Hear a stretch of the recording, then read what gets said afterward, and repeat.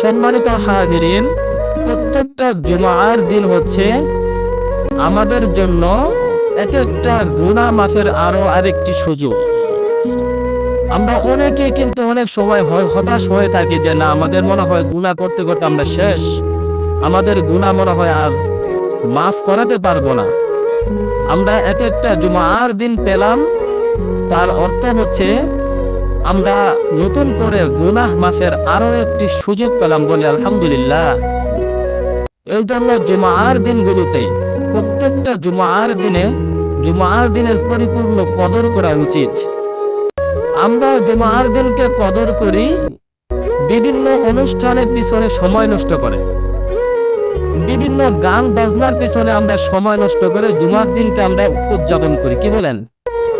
অথচ এক একটা জুমার দিনকে স্পেশালি একটা দিন বলা হয় যে এই দিনটাতে আল্লাহ তাআলা বান্দার ডাক কবুল করে থাকেন। আর আমরা করি কি, এই দিনে যত আমাদের ব্যস্ততা আছে, এই দিনে যত আমাদের এই বিভিন্ন কাজ বলেন, আমরা এই দিনেই রাখি।